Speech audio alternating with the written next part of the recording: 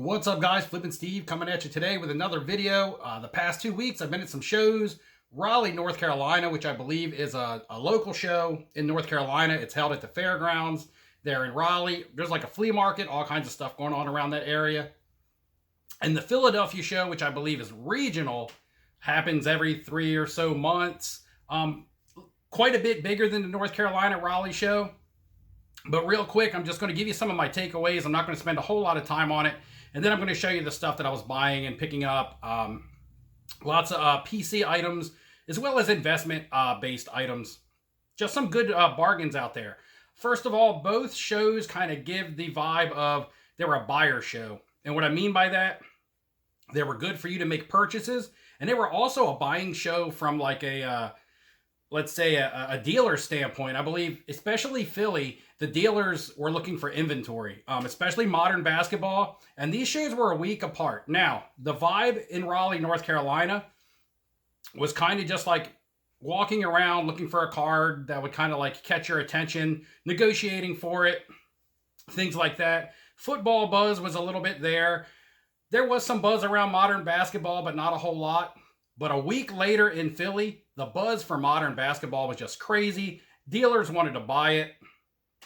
People who had it didn't want to sell it. And the football buzz had died off quite a bit. Just didn't feel the hype around some of the football players, even though, you know, players like Kyler Murray have had some buzz, Patrick Mahomes, things like that. Just weren't feeling it for those guys. Even guys, you know, guys like Sam Darnold, whose prices have been up. Just not a lot of that stuff trading hands. It seems like the modern basketball market is the way a lot of people were wanting to go. Philly is a very strong vintage show. You guys know that if you're familiar with the show scene.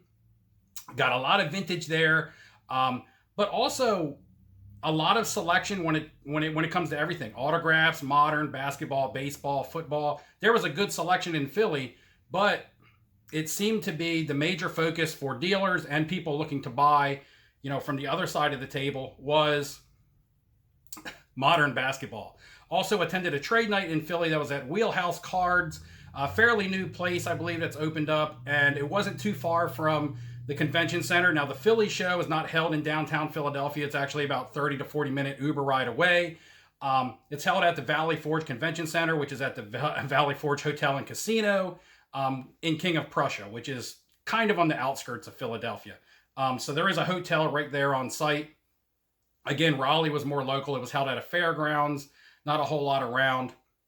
The Saturday crowd at Raleigh when I was there was a good crowd. All ages, you know, parents with their kids, all different budgets. A lot more lower end type items moving at the Raleigh show, not really high end.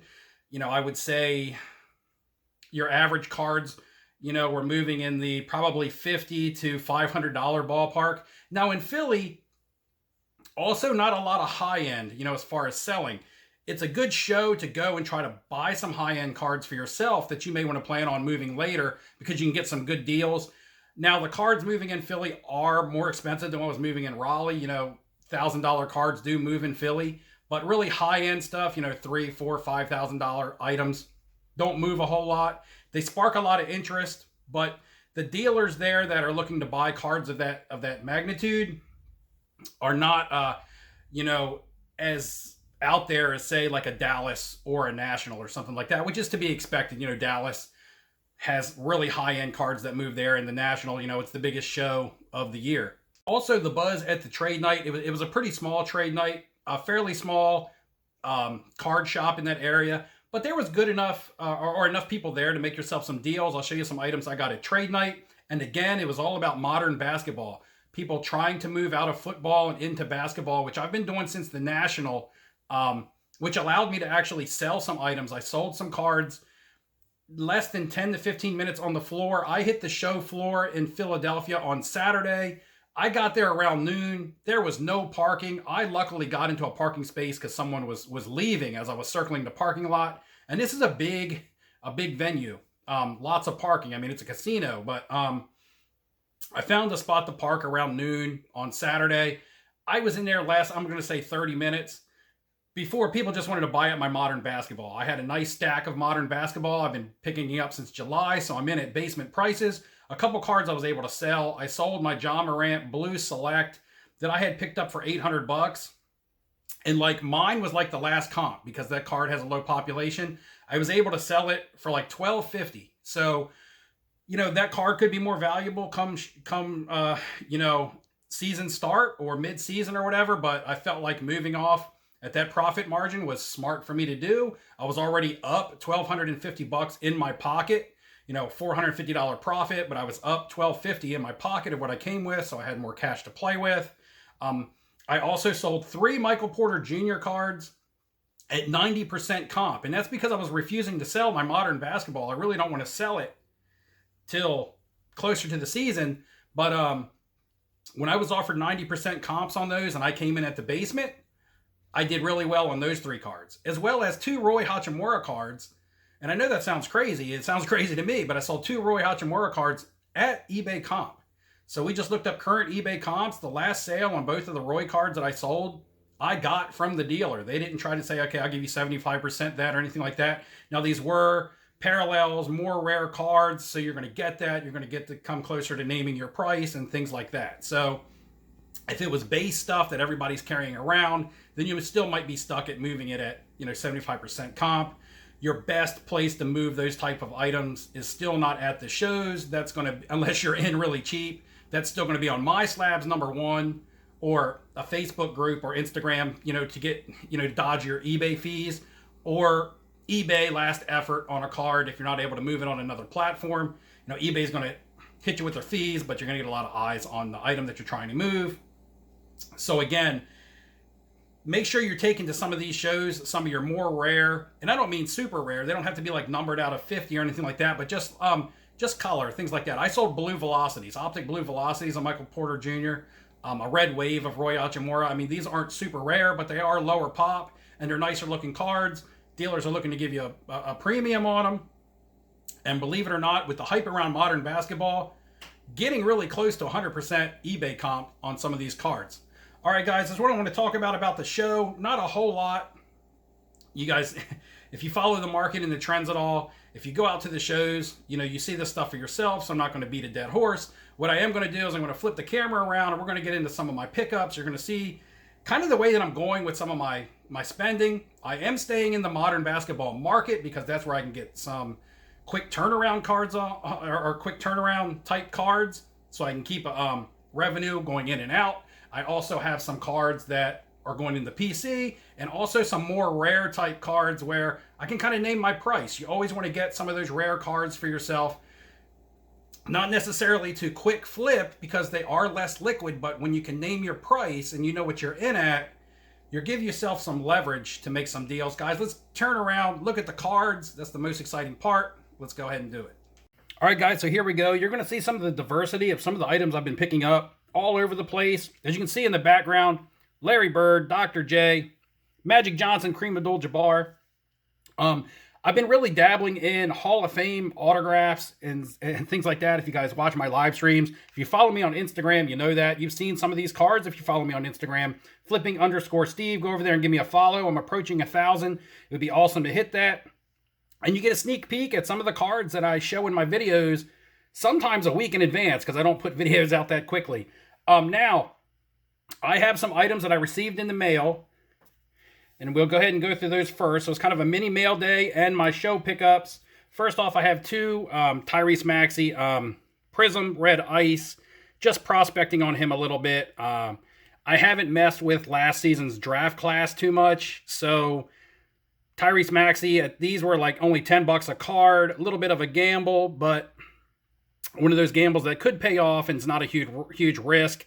I didn't really want to chase LaMelo or Anthony Edwards and James Wiseman at some of their prices, even though I think they have potential. I'm just looking for, a little lightning in a bottle on a player. A couple Tyrese Maxeys. We have Kareem Abdul-Jabbar on card. National Treasures, 23 out of 25, serial numbered. This goes into the PC. It will be graded. I have some vouchers to get some Beckett grading done. I don't know how quick their turnaround times are, but I have $500 worth of Beckett grading to use, courtesy of Brad, the Comeback Card Investor. Thank you for the deal that you give me on that. And this could be one of the cards I send in, but I'm kind of undecided at the moment. Kareem Abdul-Jabbar on card. Just can't go wrong with some of these players when you look at the prices of, some of the other autographs and players that are out there today. Here's another card. More of a look to sell this, when the season starts, selling to the hype or selling to a big game. This is a Donruss Optic Hollow, Kevin Porter Jr. This guy is generating a lot of buzz. We'll see how he plays into it. This is not the kind of card that I buy to hold long term, as much as it is just to play, buy it for like $200 and hope to sell it for like $350 into some hype or something, make a little bit of profit. Now, I did trade away. Actually, I didn't trade. I sold a Larry Bird Flawless on-card auto from my PC. It happened to be in my box at the trade night in Philly. I didn't really want to sell it. I didn't even really notice it was in my box. But a younger gentleman wanted to buy it. He might have been 16, 17, 18. I'm not sure. He told me Larry Bird was his favorite player of all time. So then I just realized, hey, I'm not going to deny him this card. This is his chance to get his first Larry Bird auto, and that's what I collect. So that's great. Keep the hobby going. I didn't let him have it for free. I did make $100 off of it, but that $100, I honestly would have rather had kept the card if I was just selling it to somebody who was, going to try to make a profit off of it. But that being said, I did pick up another Larry Bird off of eBay. I believe this is an immaculate on-card auto out of 99, so not quite as rare as some of the ones numbered out of 25 or less. Got a really good deal on this. This was under $300, I believe, somewhere around $225. Can't quite remember, but I didn't overpay for this in my opinion, because just grading fees alone are covered. And this is a PC item, Don't mind paying for PC items. Now, that wraps up my mail. We're going to get into my Raleigh pickups, and it's only 3. I was only at the Raleigh show for the busiest part of the afternoon for maybe like 2 hours. First, another modern basketball card. This is an RPA Immaculate rookie patch auto, on-card auto, Colin Sexton. Again, another card that I'll look to flip into the season. Colin Sexton is not like a long-term hold for me. Probably look to sell this raw. Probably not get it graded, even though I could hold till PSA lowers their prices. It is a higher end card, so we'll see what happens. If he comes out of the gate really, really hot, maybe it'll be worth grading. But we'll see how much demand his cards, draw come NBA season. Next up, another Raleigh pickup, which I kind of stumbled onto. Wasn't looking for any cards of this player or anything. It's a Joe Namath Flawless on card patch. Now, this is only player worn. It's not game worn, so not quite as cool as if it was a game worn. However, the on card auto is what makes it important to me. Numbered out of 15. Really nice looking card. This is probably a card I'll look to move, only because I'm not a huge Joe Namath fan. Could I put this in my collection of Hall of Fame autos? Yes, I could, so I really don't mind if I'm stuck with it. But this is probably a card I'll look to move to someone who likes Joe Namath or the Jets. And just got a pretty good price on it. It was few and far between trying to find some of the cards that I was looking for at Raleigh. So whenever I saw cards like this, I just scooped them up because there just wasn't a lot there, and I had some money burning a hole in my pocket. So picked up the Joe Namath. And the last card was actually my first pickup of the show. So glad I accidentally found this. And to me, this is just an amazing PC pickup. Cal Ripken Jr., Ernie Banks, dual signature out of 15, upper deck, on card or on leather, 8. But what's important is that the auto is a 10.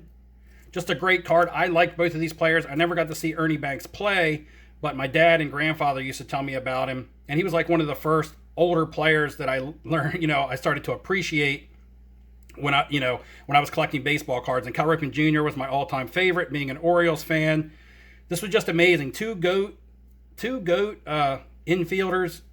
Two of the best, and to have them on a dual auto, I can't say no to a card like this. And I believe I only paid like $260. That might be expensive to some, but to me, $260 for a card like this, I just thought I was getting a really good deal, and I loved it. And now we're going to get into my Philly card show pickups. We're going to start off with some 3 autos, just some random autos. And I was having fun buying this kind of stuff because it was cheap and it was on-card autos, you know, of Hall of Famers. First off, I got a Harmon Killebrew here, 500 home runs in the Hall of Fame, on-card auto. Got a $25 sticker on it. Warren Spahn on-card auto from Upper Deck Retro. All-time winning left-handed pitcher still with a $40 price tag on that. And the one of the bunch that I really wanted was the Bob Gibson. He has passed away, so his autographs, you know, once they dry up, they're gone. I mean, I don't mean that as in the ink drying up, but I mean, you know, once these are bought up, there's just not going to be many left on the market. I wanted to get one of his, one of the best pitchers of all time. Numbered out of 69, good clean autograph, $50 on that. Now, these were all from the same seller, and I wanted the Spahn and the Gibson. And then, you know, they were stickered at $90 together. I said, for $100, could you throw in another cheap auto? So he did. He threw in the Harmon Killebrew, and we came up to $100. So went ahead and that's how I ended up with the Killebrew. I said, I got a $100 bill, throw in another one of your autos, and let's make a deal. And that's what I ended up with, guys. Like those Hall of Fame on-card autos. And my first big purchase of the Philly show, and my very first on-card, or very first autograph period, of Willie Mays. I've been wanting to get a Willie Mays autograph for a long time. Finally spent the money to get one. This one is also scribed MVP 1954. He did get a loosey-goosey on his handwriting there, but, you know, he's a little bit older. It's to be forgiven. Just a great card. It looks nostalgic. I mean, it looks old school. Awesome autograph of probably the best all-around baseball player ever with an inscription on it. And I love this going into the PC. And I'm looking to get some more Willie Mays autos out there. If anybody has any they want to trade or sell, let me know. I'm looking for some more Willie Mays autographs. Just super underappreciated, undervalued in my opinion, in comparison to some of the other greats. Now we're going to get into 2 more football cards, which absolutely reek of the 90s, and that's why I absolutely love them. I was in high school in the 90s. Pro Line autographs of Deion Sanders and John Elway. I remember buying these when I was in high school, or getting a box for Christmas, because you would get like one autograph in a box, and that's back when autographs were special. You didn't even really care who you got, because autographs were just special back in 1992. Nowadays, you pull autographs, you know, out of every product. But the Deion on the front, you can see where it's got the certification stamp from Pro Line. All of the they authenticated all of the autographs like that in this set, and you can get some really good value if you go back and look at the Pro Line set on some of these cards. Like, there's they signed the backs of these, and there's the Deion Sanders looking super 90s. Checked out the hairdo, the gold chains. He signed it Sanders S. You know, the S is a $sign. So again, growing up in the 90s, buying this stuff, you know, just reeking of the 90s. Look at that tie. Look at those loafers of John Elway sitting at his own, like, used car lot or whatever. Look at that in the background. John Elway Motors right there on the license plate. John Elway Toyota. I don't know. But anyway, and on the back, big, nice signature. And look at him rocking it on the motorcycle with the tight 90s jeans on. Just nostalgic. The autographs are cool, and they're very affordable. Again, I saw one of these on eBay for like $60. The exact same card. I got this in person. Was able to look at the autograph. It looked a lot cleaner than the one on eBay. And then the Deion Sanders, I think I got both cards for about, I think I got them for both cards for about $125. So for 2 Hall of Famers, if you were to buy like a Flawless or a National Treasures auto of these guys, it would cost you a lot of money. So these are very affordable budget type autos if you like these types of cards. And some of them have some just absolute crazy photos from the 90s. Next, we are back into the world of basketball. A Larry Bird. This is not an auto, but this is a game-used patch from National Treasures, numbered out of 15. Multiple colors. Got a green stripe going on there. It is game-worn, so that's what made it important. I picked this up the day after I had sold a Larry Bird auto of mine, and I was like, hey, I got to get another nice Larry Bird card back into my collection. This is actually my first game-worn patch of Larry Bird. I would like to get a game-worn auto patch. However, you'll take what you can get for the price, and I got a good price on this, right around $100, $125. We'll round it up, and I just couldn't say no again for the PC. Next up, we got Shaquille O'Neal. I picked this up at the trade night. I traded 2 modern basketball cards for this. So close to $800 in value is what I traded. A De'Aaron Fox Optic Holo rookie PSA 10 and a Donovan Mitchell Optic Holo rookie PSA 10, which I have 5. I had 5 Donovan Mitchell, so I traded 1. I still have 4. I was able to get into this National Treasures Panini White Box 1/1 on-card auto of Shaq. My first Shaq auto. And now this is the type of card that the 1/1 black box sold for $1,000. It actually sold at the show, at the shop where the trade night was going on. The shop owners had the 1/1 black box, and it was a flawless. Sold for $1,000. I got this for $800 in trade on 2 cards that I was actually only in about $500 on. I was in like $300 on the Donovan Mitchell and $190 on the De'Aaron Fox. So I got a good value for my cards, and I traded 2 modern basketball cards for a 1/1 Shaq auto. So I'll be able to name my price on that when or if I decide to move it. And the last card in the bunch, some of you guys have seen this one on IG also, another Dr. J auto. As you can see, I've got one in the background. This is a Prism buyback.